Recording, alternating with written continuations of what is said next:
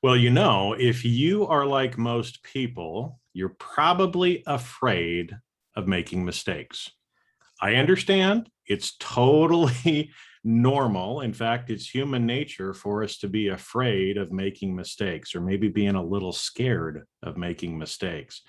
But in today's episode, we're going to talk about how, really mistakes are just a part of life and talk about some ways in which you can move your life forward and not be afraid of making mistakes. So with that, let's roll the episode. All right, everybody. Today I have Nicola Osinaike with me. And I think I said that right this time, right? Perfect. All right. And I'm excited to have her on. She's been a longtime listener of the podcast, and she must like it because she actually wanted to be a guest on here too, right? So, Nicola, welcome. Maybe at the beginning, because like I said, we're gonna talk a little bit about mistakes because people are afraid of mistakes. But maybe just give people a little context as to who you are, what you do, how you help people. And again, we'll use some specific examples as we're talking about this. But, again, as you're listening, whether or not you fit into this demographic or some of the examples that we're going to talk about, just keep listening, okay? Because as you listen, what you're going to find is you're going to learn and be able to apply what we're talking about to your own life. So, Nicola, take it away. Let everybody know a little bit about yourself to begin with, and then let's get into what we're going to talk about. Great. Thank you again for having me on. My name is Nicola Osinaike, and I'm the founder of an organization called Audit Data Hub. So we provide dedicated training for data analytics, but for beginners from a completely non-technical background. So I would currently say my profession is internal audit, but I started way back when as a mechanical engineer. So I think I've Even made sexier than auditing. not sure, but I mean, I think I've made loads of mistakes. So I really wanted to be a mechanical engineer from about the age of 12. Really, really, that was my passion. And I did it and I qualified and I began designing aircraft. And after 18 months, I absolutely hated it. Hated it. But it was a bit, my family were like, you spent so long studying, but it wasn't me. So I moved on to project management, moved on again to working with technology teams. So I did working for Accenture with technology consulting, moved again to public sector, working with more tech teams, designing business processes until I stumbled across audit. So I've moved around quite a bit and made mistakes maybe, but I think the fact that I recognized that something wasn't for me and I was able to move on helped me kind of get to the point where I'm running my own business now and I'm training auditors in data analytics, which is a much needed skill right now. Well, it is a much needed skill. In fact, it's one of the skills that is in most demand that most people don't have, right? So what you're doing is helping lots of people. But let's unpack a little bit of what you just talked about, because I think it's a good example for people, right? Because like you said, since you were 12, you wanted to be a mechanical engineer. And it's like, holy crap, you were designing aircraft. That's amazing, right? To me, I was like, I didn't know that about you. Yeah. But so here you go, 12-year-old girl all the way up until, you qualify, you get through college, you start a job. 18 months into it, you realize, you know what, this really isn't what I want to do. Now, a lot of people at that point would stop and go, oh, that's a big mistake. I'm a failure. I've spent all this time, 10, 15 years, right? By that point Yeah. of going down this path and, oh my gosh, what am I going to do? And people usually get down on themselves at that point, right? And there's all that negative self-talk that ends up going on, like, I just wasted 15 years of my life, right? But you took a different approach, Mm-hmm. right? And so let's talk about that, because you didn't even land where you are now the first time you changed, right? Right. But I think now you're saying it, it didn't feel fearful to me. I think in my mind, the stress of being in an uncomfortable situation far outweighed the risk of messing it up. So I think I weighed it up like that. So I can either be miserable and not risk failure, or take a chance and hopefully it's better than where I am. And I just think from my mindset, I always feel that it's better to take a chance that something could get better rather than sticking with the status quo that just doesn't work for you. So I think I didn't feel like it was failure. It didn't fearful at the time. Well, which is great. And that's the kind of attitude that we need to have, right? Yeah. Because again, a lot of people stay stuck where they're at, even in that pain, right? Because they believe that making another mistake might be more painful than what they're actually focusing on right now. So having, there's a tip for everybody, right? Is kind of thinking in that way of, it's not, if you're in a point in your life where you feel like there's pain, you might as well make another choice that hopefully will get you out of that, right? Yeah, definitely. I think so. Now the other thing, and I think what it kind of shows in your career too, is I think it was Steve Jobs Stanford commencement speech where he said, as you go through life, you can never really connect the dots until you turn around and look backwards. And then what seems like a random path in life, you look back and see that those dots actually line up. So again, you started off as a mechanical engineer, you did a bunch of other stuff in the meantime, Yeah. but did all of those little things end up helping you get to exactly where you're supposed to be today? Strangely, yes, I think so. Because I mean, I joined audit, and I another 5 years of study to qualify as a chartered internal auditor, which I love. But I think very early on in my career, in my audit career, I knew I was different. I just didn't think the way everybody else kind of thought. And I was like, why are we not using data? Why are we sample testing? It just didn't really make sense to me. And I, I, a few things happened. And I think this is the fear factor. It was a bit aggressive, to be quite honest. So people, when I kind of raised it, people were kind of like, well, that's not the way we do things around here. That it was that kind of That would thing. be uncomfortable to have to do something different. Right. And I think that raises an interesting point about fear. So I think sometimes you can be fearful and it can lead you to stay in your comfort zone and stay where you are. But on the other side, it can lead you to kind of ensure that everybody around you stays where they are. And that was essentially where it gets dangerous, because you're fearful of change, you're stifling everybody else around you. And I kind of started to feel a little bit like that, hence I kind of moved on. But I think that is the challenge with especially the business environment changing as fast as it's changing. There are a lot of people that are scared of the change.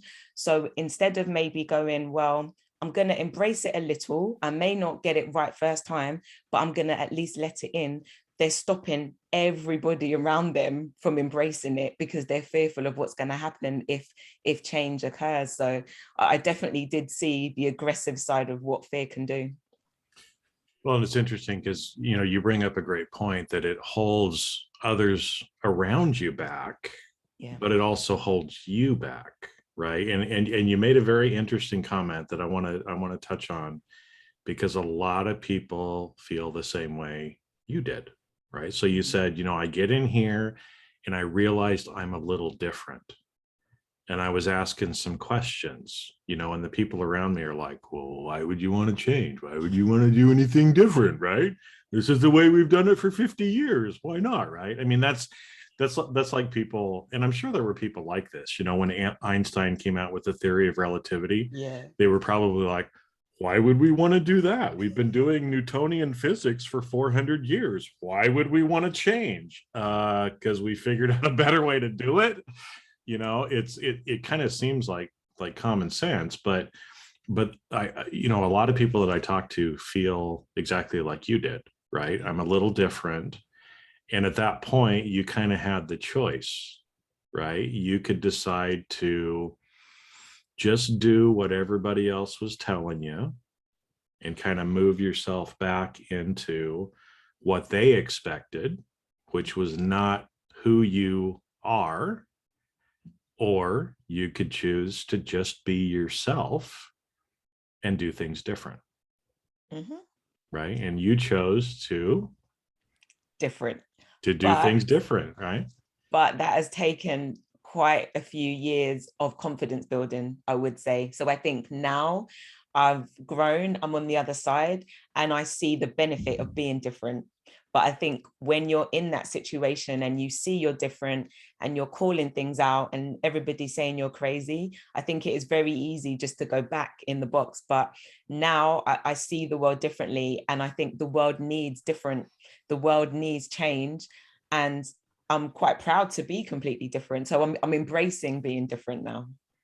Well, and that's good. That's one of the reasons why I like you so much too, right? And you're smiling, you're laughing, right? I mean, people there listening to this are probably, unless you're watching the video, you can't see it, but she's got a big smile on her face, right? And myself, as somebody who people kind of is seen as crazy and different for a lot of years, what you brought up there about the confidence is an important thing, right? Because it scares people because they don't know. But the problem is you're not going to know until you actually try it, right? Mhm. But again, you can decide to just go along and fit the mold of what other people expect you to be, or you can be yourself. Now, I'm guessing. So again, as you were kind of talking about your career path, I could see the dots lining up as you were talking about it. What do you think would have happened if you came into audit and you had all these ideas? Why aren't we using data? You're bringing all these things up to people. And what do you think would have happened if you would have listened to everybody else and just conformed to what the expectations were? I just think maybe the person I am, it just wouldn't. I'm just not a very good conformer, I think. But I think maybe when I was younger, I would have been a bit more stubborn. But I've now seen you can be a non-conformer in a very professional manner. So there are more than one ways to skin a cat, put it that way. So I think now I am trying to be much braver, and I'm trying to use my voice to kind of call things out more. And I don't feel afraid to do that. So I'm kind of, in the audit world, I'm sure we've been talking about data analytics. I think I went back to about 30 years. Probably Um, about right. Probably about That's right. mhm. Right. And then I'm a bit like, well, clearly just telling everybody that we need to embrace data analytics has not worked. So I'm kind of looking in a different direction, going, let's find out why. What is the root cause? So I'm more interested in understanding why. And I think the more I've thought about it, I've seen very similar traits between audit and actually the wider business. Because if you think about the way that workers are trained, right? We are process driven. We learn how to do steps. Even with IT systems, we learn how to press the buttons in the right order, and that's very comfortable. We're moving into a world where there is no precedent. There's nothing to compare the problems that you're facing, because we're facing them for the first time. So a lot of those very traditional mindsets and decision making processes are just not working. So we have to move to something else. But there's a massive cohort of people that are fearful that this different is going to make them redundant, essentially, and they're stifling change. But I'm kind of like, it's a bit of a false economy, because you're just kind of shooting yourself in the foot, really. So I think it's coming. Well, it's coming. That's why, I use terms like, Dylan's, the times they are a changing. Mm-hmm. They're changing, folks. And it's, you can choose to just be the ostrich and stick your head in the sand and try to ignore it, or you can do something about it. You can make a choice. You can choose to retool yourself, get re-educated, because the reality is things are changing and we need different skill sets, both technical, like Yeah. we're talking about from an internal audit perspective and data analytics, but Mm-hmm. also in managing change, in working in more self-directed teams, in doing a lot of things like that as well, that we've got to come up, we've got to upskill ourselves or we're going to get left behind. And, again, there's a lot of people though that until the pain gets bad enough, they just don't want to change, right? But I think we're not quite at the point where the motivation is strong enough to push the majority in that direction. So most technologists will know if you don't keep up your skills, you will not be employable, because the tech moves so quickly. You have to keep yourself up to date, and there's a lot of reading in your own time and upskilling yourself. Now, especially in audit, you can very easily get a job in audit tomorrow with no data skills at all. It's completely fine. So where is the motivation to learn? And I think until that shift moves, it's a bit of a difficult sell really at the moment. Yeah, and there's always the early adopters, like you and me that see this. We see this coming. Too early. And it's like, it always surprises me when people, from risk management or anything, it's like, I was so surprised. How could that ever happen? And I'm thinking, we've known this is going to happen for 5 years. We didn't know when, but can you not see the trends? Right. But a lot of people choose not to. And so it's always the brave people, the people with the courage at the beginning to actually go out and try to do things different. And eventually everybody else will end up coming along. Right. But for a lot of people, it's not until the pain is too much. So let's talk about that maybe a little bit, because, like we said,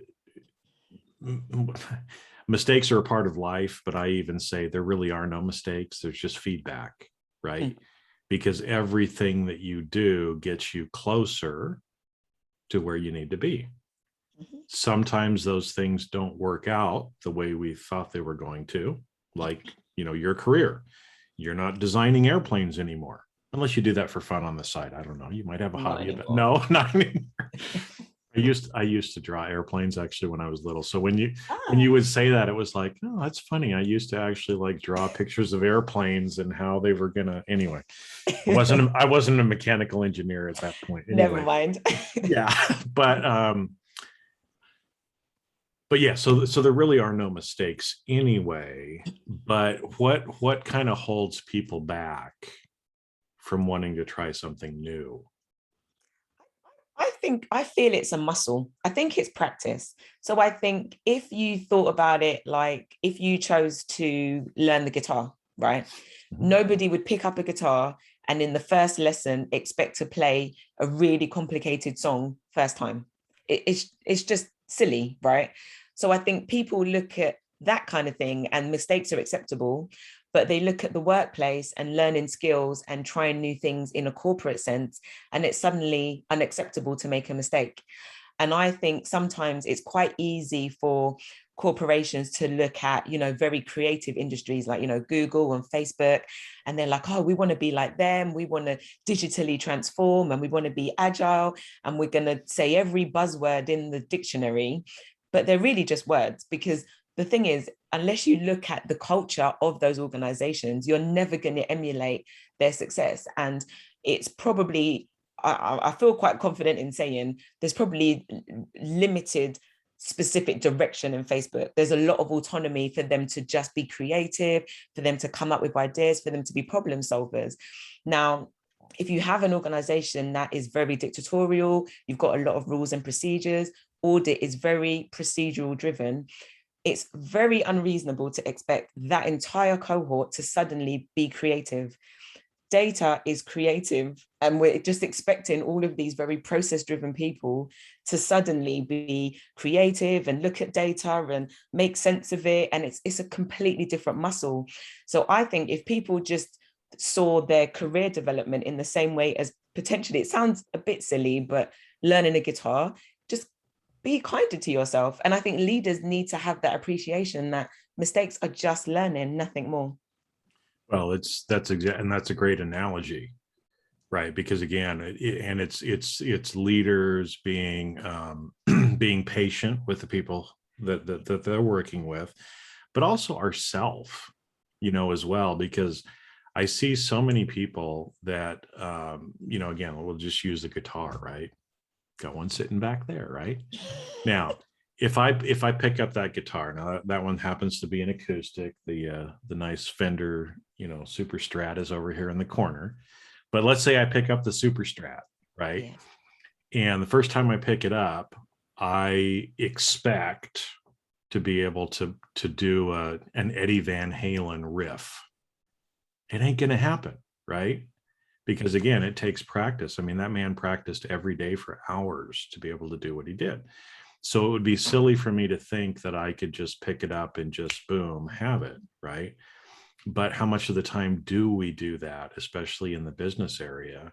And then we try it once, we make a mistake, and then we're hard on ourselves too, right? It's like, Jason, you're so stupid. I can't believe that you can't play like Eddie after just, buying it and picking it up one time. And it seems a little extreme, Mm. but, for those of you listening, if you're honest with yourself, how many times have you had those kind of conversations in your head? Mm. And It I'm is, guessing it's a lot. I think it's normal, but I think because we don't talk about it enough, if you experience that, you think you're the only one. I saw a very interesting statistic from the UK recently. So I don't know if you know the term data literacy, but it's essentially a skill to Mhm. be able to look at data, analyze it, communicate it, make sense of it, essentially. And there was a very large survey done across the UK asking leaders if they have a data skills gap. And 60% said absolutely not. And then, Oh, interesting. right. So this, 60% of the people are lying to themselves. this is my point. 60% of the people surveyed said, no, there is no data literacy gap. However, 50% of those same organizations are directly recruiting for data roles. Then I think it was something like 45% said, we want to train our internal people in data. And then no, like I think 5% had been trained in the last 2 years. So there is a big difference between what people are saying and what's happening. And I just don't know if there's a fear of, especially leaders in the boardroom saying, we don't have these skills. What are we going to do to get them?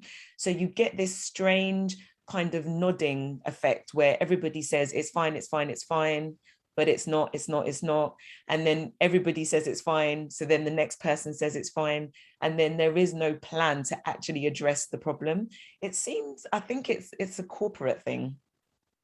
Well, because, again, it's as humans and as organizations, we're afraid to admit that we don't have our shit together. Okay. I mean, that's just a reality, right? And so again, we go through life. Most of us go through life, lying to ourselves to make ourselves feel better instead of actually fixing the underlying root cause and, trying something different, learning and moving forward. And I think it's interesting because I wanted to double back, again on because we're talking about, data literacy and some of the stuff along with that. You brought up the point about, that data is creative. And so I wanted to go there just for a minute because it's interesting. I was just preparing for a speech that I'm giving the end of the month, and it's to risk managers. Okay, but it's same kinds of concepts, right? Where a lot of times people they'll look at data. Risk management uses a lot of data. They crunch a lot of numbers, and they believe that everything is just scientific. It's mathematical.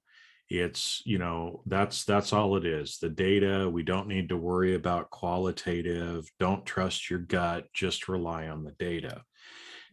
So it's interesting that you bring this up because, one of the slides that I have in my speech is about it's the art and the science.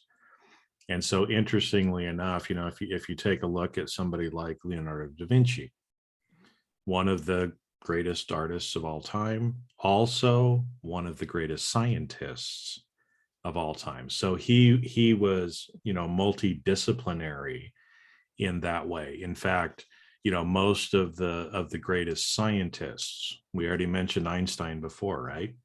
Well, he was a very artistic man as well, right? And that's what helped him lead to some of the stuff. So it's a marrying of both. It's not either or, right? So maybe Mhm. talk a little bit more about that, because again, for the people that are listening that are in that data field, they probably heard that and they kind of went, what? She must have just made a mistake in what she said, but you didn't, No, right? no, no. I'm trying to think of the best way to answer that. I mean, I would class myself as highly data literate. So I can look at a situation, I can decide what data I need, how I need to analyze it, and then I can look at graphs and say, that doesn't look right, or I'm looking at this data, this is telling me that we should go in this direction. So I would describe myself as being data literate like that. I'm not an amazing coder, I'm not a data scientist, I'm not in that field, but I can move to different contexts. So I think all of those years when I was engineering and doing science and maths, I was using data in lots of different contexts. So now you can put me in any organization, and as long as I understood how the system works, I could figure out what data you need and what it tells you. So I think the reason it is creative is because every data scenario is not the same. There are some basic principles on the things you need to do with data, but depending on the question, depending on the situation, depending on the client, you need to be creative enough to think about, oh, well, that looks like that sales price is going up, but because I know this about the organization, this means that. And I think that's the creative element. It's looking at the raw numbers and then making it applicable to what's actually going on the ground in terms of business and in terms of decision making.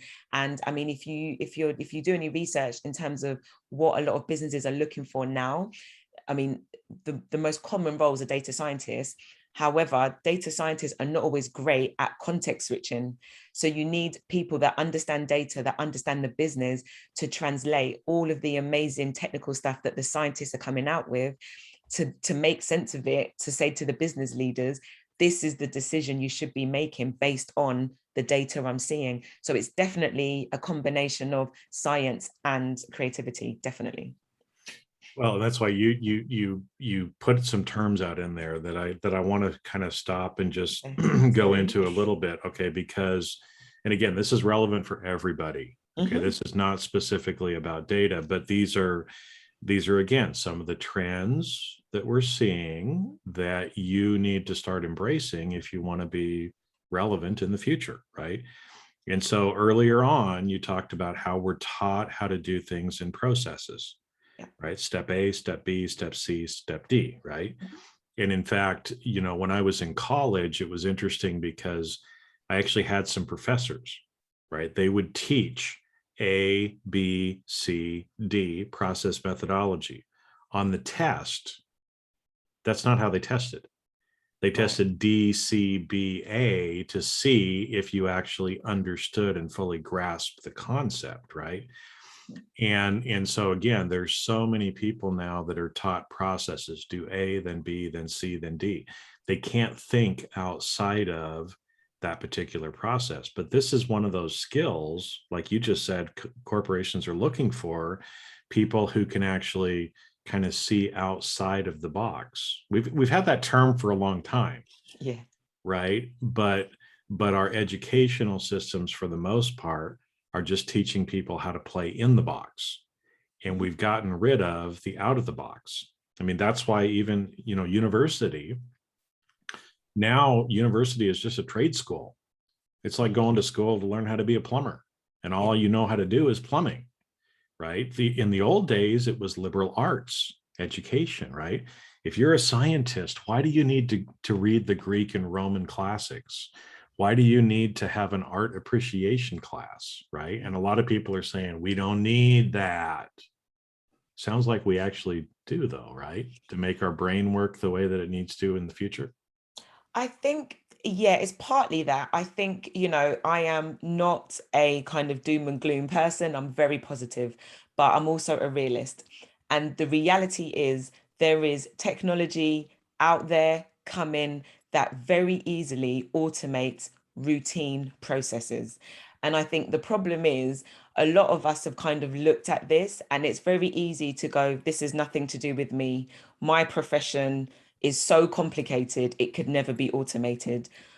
But that's just not true, right? And I think what's going to essentially happen is step by step, very routine, you know, repetitive processes will be automated. And what is left is the complex problem solving. Now, if you're presented with a complex problem, by its very nature, you probably haven't seen something very similar to it before. So it requires creativity, diversity in the team to think of a solution, right? So you're going to need less people that know how to do the step-by-step process because the machines will be doing that. And you need more people that are able to think on their feet, that essentially are able to solve a problem before it becomes a disaster. And I think organizations are struggling with that shift because I think for them, it's, very big organizations are very slow to change. They're very hierarchical, people at the top are very comfortable. There's an order of things, and they enjoy kind of giving out instructions and people following. But actually, you can't be everywhere at the same time. So if you have lots of problems propping up everywhere, if you have a workforce that are waiting to be told to fix a problem, then there's going to be fires everywhere. So I think as time goes on, they need more people that are, they're brave. They are willing to stick their neck out and go, well, this is a problem. This is a solution. I'm just going to get on with it.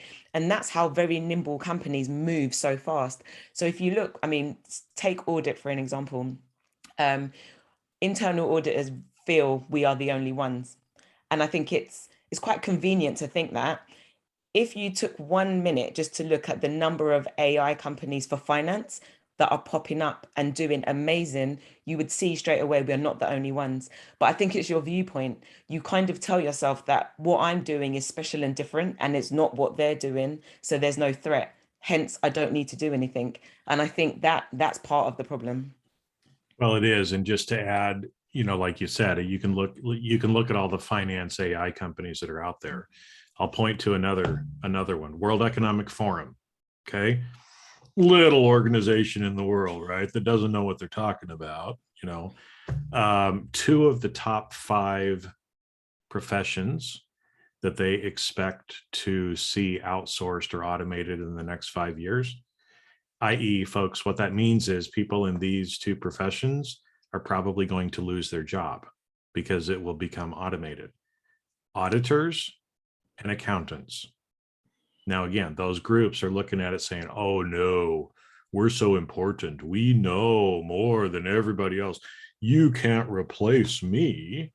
Well, if what you're doing mainly is automated routine tasks that don't require complex problem solving, you're going to get outsourced to a computer. Just a And fact of actually, life. worse than that, what I see actually will happen is you'll get a group that are very kind of decisive that they're not going to shift, and the tech will go around them. Well, we've seen that already. Yeah. We've seen that with these specific groups that we're Mhm. talking about in corporations. Yeah. They refuse to change. Mhm. So the organization creates other departments to Mhm. do what they need them to do that they're unwilling to do. So they're already being worked around right now. And Mhm. then they're like, how come people are taking our work from us? Because you're not doing the real work, right? Is the sad story for It is people. sad, but I think there's amazing opportunity because I think if you're able to see that for the reality it is, you can maneuver yourself, you can build the skills, and you can make yourself valuable in a different way. But it takes recognition and then movement. So I Yeah. think there's two things that need to happen in tandem for it to be a success. I mean, the reality is these AI companies for finance would not be as successful if the demand wasn't there. And once they're done there, they'll start moving into other areas. It's just a matter of time. And I think back to, I wasn't alive to be honest, but when computers were first introduced, I can imagine there was a there was a Some of mass us were kind of around. but I think it was possibly the same, right? People were Oh, like, yeah. I'm not using computers, I'm using a typewriter, but they came anyway. So Yeah, you can't stop it. I mean, you can choose to be the ostrich again and stick your head in the ground, but it ain't going to happen. And so again, hopefully again, you should be reading between the lines as you're listening to this, because you don't have to be an auditor or a data person to see that the world is changing. There's things that you need to do differently to be able to succeed in the future, right? Again, we've talked about, we've gotten so used to process methodologies, but Yeah. you can't just rely on knowing the processes. You have to learn and have some of these complex problem solving skills, Mhm. because the future is going to look a little different than it has before. Now, a lot of the things may be similar, and Mhm. we should be able to analogize to some historical events that were similar and probably learn from that. But that's where this multidisciplinary and context switching that you brought up there, which again are probably some terms that some people don't fully grasp. So I thought, let's just talk for a minute or two on that, right? But multidisciplinary, probably easier for people to understand, right? That you understand or are versed in different things, right? Because again, the people who change the world and who add the most value are able to see different examples in other places in the world and translate that into what they're doing, right? And so again, you can take some examples of big companies like Airbnb, Uber, Lyft, those companies, right? Where again, they saw some of the technology changes, some of the abilities to provide something that was already being delivered like that Mhm. in those other industries, and say, hold it, we can do the same thing, right? Why do you have to, go to Marriott or Hilton to get a hotel room? What if we can set up an app for that and bypass those companies? Would it work? Well, it kind of works over here, so let's try it here. Sure enough, it worked, right? And it's Yeah. created billions of dollars worth of value and made it easier for people. Mhm. Uber, Lyft, same thing, right? Hey, well, if you can do it in a hotel space, can you do it in the taxi space? Mhm. You can, right? But again, it was those people having those multidisciplinary, mindset Mm. and the complex problem solving skills that were able to find the solution. Exactly. But you raise another challenge. The people that have started those amazing businesses, and there are people like that that may not be in big spaces, but have that same mindset. How do you retain them as an organization? Because naturally, they do not follow rules, because that is what makes them Yeah. them. They are creative, they push the boundaries, they don't follow ABC, they want it to be all over the place, because that's what makes them happy. And if they're in environments that are very stifling, you are not going to hold on to them. You just won't. No. And you see that time and time again, because I've worked enough with startup tech companies that usually the people who found them, or the initial people that get it started, once it becomes corporified, right? Yeah. Meaning, hey, you go public, and all of a sudden now you've got to follow all these rules, and you bring in all the stodginess of corporations. Usually they end up getting ousted, because they don't conform, and so then they go off and they start a new company, Yeah. right? And just keep going, because again, that doesn't fit who they are, like we talked about at the beginning with you, Mm. right? Mhm. So instead of conforming to the corporates, they just go start something new. And it's interesting because, Elon Musk is one of those people. Now, Mm. the only reason he hasn't been kicked out is he has never given up control, Right. right? So they Which is one can't of, kick him out. so they can't kick him out. And I remember hearing him on an interview one time, because people were giving him grief about, Tesla, it doesn't have very good corporate governance. You need to get better corporate governance. And we want to, put all these little safeguards around you so you can't do some crazy stuff. And he looked at him and he's like, well, you know what? I'm not going to do it. Mm. And if you want a company that has really good corporate governance on paper, I think Ford Motor Company does. Why don't you go invest in them instead? Mm. Right. But market is showing, I mean, Tesla is one of the most valuable companies in the world, doing it his own way, doing it creatively, using some of these, multidisciplinary, complex problem solving skills that we've been talking about. But I So think there's room for both, Jason, to there be is. honest. I think there is room, because I think as an auditor by trade, I am all for corporate governance, but I think there's a good balance to be struck. But the only thing I did want to say is I just think this whole concept is relevant to absolutely everybody. If you're a florist, if you work in HR, if you work in procurement, I think the reality is, for you to make better decisions, you need a slightly different skill set. I mean, you need data to start with, but then you need to be able to understand what to do with it and then how to make decisions. So I think there's going to be a shift in all walks of life in terms of business, not just the corporates, because the environment is so competitive. You need an edge to be able to compete. So, even florists or different kinds of stores, look at the ones that have gone bust because they refuse to go digital. Well, they're now no longer. So this is what, and I think this is the reality of what happens when you are slow. But I think, it does happen, but people just don't believe it will be them. Hence, they just stay in their comfort zone. Yeah. And so to kind of end and wrap up kind of where we started, again, is it's like, that so many people are afraid of making a mistake, of doing something different, of allowing themselves to actually be themselves, right? Because again, it's you add a lot more value to this world, and you will be a lot happier if you just embrace who you are and be who you are, right?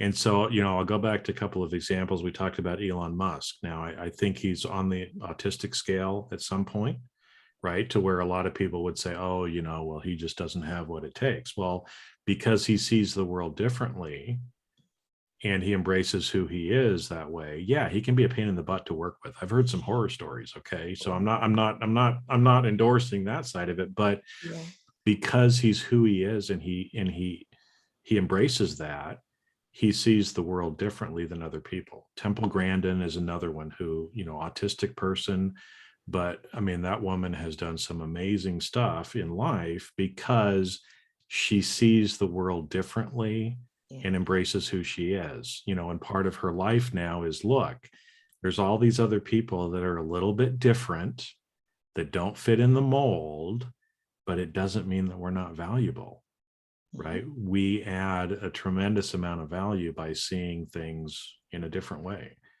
And I think that's kind of what we've been saying here too. And the fact that, look, you don't know until you try something. And okay, maybe it didn't, work out the way you were expecting it to. You're not going to die. Right. No. I mean, most every decision that we have in life doesn't lead to death. Yeah. So what is there really to be afraid of anyway? Regret. Regret. I think that's more scary than failure, personally, but Me too. Which is probably why we operate the way that we do. Yeah. And it's, again, maybe you're sitting there listening to this going, oh, I want to do some of this. I want to be a little braver, have a little bit more courage in my life, right? Well, try it, do something, right? You're going to start getting evidence. I mean, you were talking about confidence yourself, right? That it takes a while to build up the confidence, just like it takes time to build up the confidence in playing the guitar, right? But over time, if you're consistent at doing it, you're going to get more confident. And then again, it's like, what I say too, and I've heard a few of my friends actually say something to this effect: just because I'm afraid doesn't mean I'm not going to do it. Yeah. And when you can get to that point in your life, to where you say, yeah, that scares me a little bit, but I'm going to do it anyway. I'm going to go ride the bull. If I get an opportunity to ride a bull, and I've ridden mechanical bulls before, not real live bovines, right? But it's like, yeah, hey, Jason, you want to ride the bull? It's like, yeah. What's the worst that's going to happen? I'm going to fall on, some foam. It ain't going to kill me. And it was actually pretty fun, Or right? you'll regret not trying it because the Or moment's you'll gone, regret not right? trying it. Well, and that's, again, it's how many people at the end of their life are filled with regret. Oh, it's the Don't be worst. that person, Mm-mm. right? Don't be that person. Just live your life now, be who you are, embrace who you are, look at the world differently, develop some of these skills. I don't know, trying to wrap up a little summary. Am I missing anything? Kind of final thoughts, from you to leave everybody with? No, I think, like I said, the balance is always, is it better? Is it less painful to stay in a bad situation rather than take a risk and try something different? I think that's the balance. And I think for most people, the fear of failure is less. It's just the perception, I think, of being a grown up. And I don't think it's really accepted that grown ups make mistakes. And I think that's part of the problem. It's Yeah, fine. because grown-ups do make mistakes. I've been a grown-up long enough that I promise we do make mistakes, and it's okay. It's okay. I tell my kids all the time. It's perfectly fine. Yeah. Well, thank you for taking the time today. For people that want to reach out to you, how's the best way to get a hold of you? So you can find us on my website. So that's www.auditdatahub.com. You can follow me on LinkedIn. So we've got Audit Data Hub on LinkedIn, or Nicola Osinaike. So that's Osinaike on LinkedIn. I am an advocate for data for everyone, so non-technical data training. So if you're interested or you just want to know more about how you can upskill yourself in data, just be brave, get in touch, and I'm happy to have a conversation. Yeah, perfect. Well, again, thank you for coming on, because I know it's, your life has been proof, right, to people that, hey, we're gonna take course corrections in life, and everything's gonna work out. Everything happens for you, not to you. Yeah. And again, we get to exactly where we need to be by going through even what we might consider as mistakes. Sometimes it's just a part of life, and it's really not a mistake anyway. It's just feedback so you can make a better decision next time. Agreed. So with that, thank you. We might have to have you back. Thank you for having me. Thanks. All right.